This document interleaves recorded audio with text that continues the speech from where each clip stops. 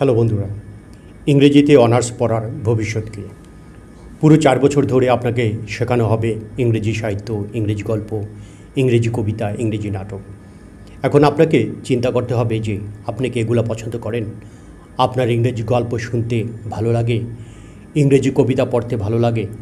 যদি ভালো লেগে থাকে তাহলে আপনার জন্য এই সাবজেক্টে, আর যদি ভালো না লেগে থাকে তাহলে এইসব নেবেন না। যদিও নেন তাহলে 4 বছর পড়তে পড়তে আপনার পড়াশোনার প্রতি একটা বিরক্ত চলে আসবে। আমাদের ইংরেজি বইয়ে অনেকগুলো কবিতা থাকে, সেগুলো পড়তে অনেক কঠিন মনে হয়, তাই না?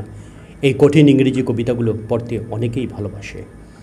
সেক্ষেত্রে আমি বলবো ইংরেজিটা আপনার জন্য, অথবা আরেকটা অপশন আছে যাদের ছোট থেকে স্বপ্ন থাকে যে আমাকে ইংরেজি শিক্ষক হতেই হবে, ইংরেজি শিক্ষক ছাড়া আর অনেক কিছু হওয়া যাবে, কিন্তু যে মনে করেন ইংরেজি শিক্ষক হওয়া ছাড়া অন্যদিকে আমার যাওয়ার কোনো ইচ্ছা নাই, সেক্ষেত্রে ইংরেজি সাবজেক্টটা তার জন্যও ভালো। কারণ এই ইংরেজি সাহিত্য নিয়ে লেখাপড়া করলে ভবিষ্যতে ইংরেজি শিক্ষক হওয়াটা সহজ হয়ে যাবে। কিন্তু যদি আপনার একদম এরকম হয়ে থাকে যে না, আমার ইংরেজি শিক্ষক হতে হবে, এটা বাধ্যতামূলক না, বা আমি ইংরেজি সাহিত্যকে ভালোবাসি না, সেক্ষেত্রে আমার মনে হয় এই সাবজেক্টটাতে আসার কোনো দরকার নেই। তবে ইংরেজি সাহিত্য নিয়ে যারা পড়বেন তাদের কিন্তু একটা উজ্জ্বল ভবিষ্যৎ রয়েছে। যারা কষ্ট করে ইংরেজির সাবজেক্টটা পড়েন তাদের কিন্তু অনেক ভালো ভবিষ্যৎ রয়েছে। আপনি ইংরেজি সাহিত্য নিয়ে সহজেই বিসিএস ক্যাডার হতে পারবেন যদি আপনার সায়েন্স ব্যাকগ্রাউন্ড থাকে, কারণ বিসিএস পরীক্ষায় সবচেয়ে কঠিন প্রশ্নগুলো হয়ে থাকে ইংরেজি সাহিত্য এবং অঙ্কের উপরে। তাছাড়া আপনি খুব সহজেই সরকারি যে কলেজগুলো রয়েছে বা যে জেলা স্কুলগুলো রয়েছে বা যে প্রাইভেট বিশ্ববিদ্যালয়গুলো রয়েছে, সেখানে আপনি ভালো একটা রেজাল্ট করলে আপনি শিক্ষক হিসাবে জয়েন হতে পারবেন। তো ইংরেজি নিয়ে পড়াশোনা করলে আপনাকে যে শিক্ষক হতেই হবে বিষয়টি কিন্তু এমন না। ইংরেজি নিয়ে পড়াশোনা করে আপনি চাইলে ব্যাংকিংয়ে যেতে পারেন বা বিসিএস ক্যাডার হতে পারেন, বিসিএস ক্যাডার নিয়ে প্রশাসনেও যেতে পারেন। এটা সম্পূর্ণই আপনার ইচ্ছা। বাংলাদেশে আসলে যে কোনো একটা সাবজেক্ট নিয়ে প্রায় সবগুলো জব সেক্টরে যাওয়া যায়। শুধুমাত্র প্রত্যেকটা সাবজেক্টে বিশেষ কিছু জায়গা রয়েছে যারা এগুলো অগ্রাধিকার পায়। আশা করি বুঝতে পারছেন ইংরেজিতে অনার্স পড়ার ভবিষ্যৎকে। আবার বিসিএস প্রসঙ্গে আসে। বিসিএস পরীক্ষায় ইংরেজি সাহিত্য হচ্ছে অনেক বিশাল বড় একটা রাজ্য। এত বড় রাজ্য থেকে কোথা থেকে বা কোন নাটক থেকে, কোন গল্প থেকে যে প্রশ্ন করবে কোনো ঠিক নেই, যেটা অন্যান্য ডিপার্টমেন্টের শিক্ষার্থীদের কাছে অনেক বইয়ের একটা ব্যাপার, কিন্তু ইংরেজি ডিপার্টমেন্টের শিক্ষার্থীদের কাছে এই ইংলিশ পার্টটা অনেকটা সহজ হয়ে যাবে যদি সে ভালোভাবে পড়াশোনা করে। তাহলে বুঝতেই পারছেন ইংরেজিতে অনার্স পড়ার ভবিষ্যৎকে। ইংরেজিতে অনার্স পড়ার কিছু অসুবিধা রয়েছে।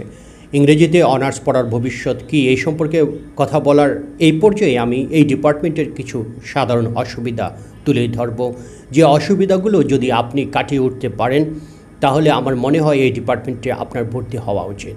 প্রথম কথা হচ্ছে এই ইংরেজি সাহিত্যটা পড়তে অনেকটা কষ্টকর হবে। প্রথম মনে হবে ছেড়ে দেই, প্রথম মনে হবে যে কেন ইংরেজি সাহিত্য নিলাম, একটা বিরক্তিকর ভাব চলে আসবে। কারণ ইংরেজি সাহিত্যের উপর পড়াশোনা করতে যে পরিশ্রম স্টাডি করতে হয় তা যারা ইংরেজি সাহিত্য নিয়ে পড়াশোনা করেছেন তারাই জানেন। প্রথম 1 বছর ইংরেজি গল্প, কবিতা, নাটক, প্রবন্ধ বুঝতে অনেক কঠিন মনে হবে, কিন্তু হাল ছেড়ে দিলে চলবে না, লেগে থাকতে হবে এবং প্রচুর পড়াশোনা করতে হবে।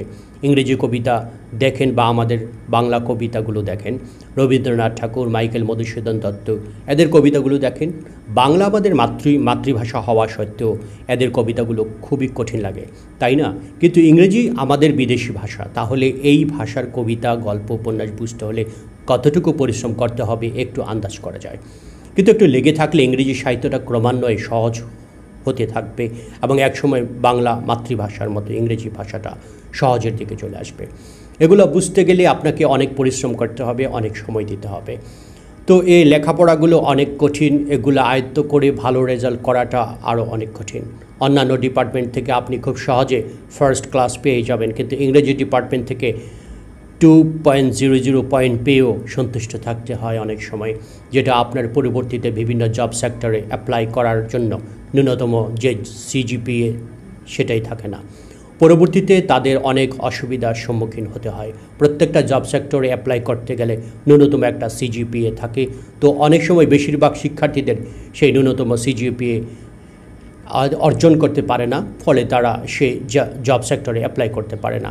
তো সেই ক্ষেত্রে খেয়াল করতে হবে যে ইংরেজি সাবজেক্ট নিয়ে পড়াশোনা করতে হলে প্রচুর কষ্ট করতে হবে, যে কোনোভাবে একটা ভালো রেজাল্ট করতে হবে, না হলে আপনার এই ইংরেজি সাবজেক্টে পড়ে ভালো একটা ফলাফল পাবেন না। ইংরেজিতে অনার্স পড়ার ভবিষ্যৎ কী, আরও অনেক কিছু জানতে পারবেন, পড়তে থাকুন।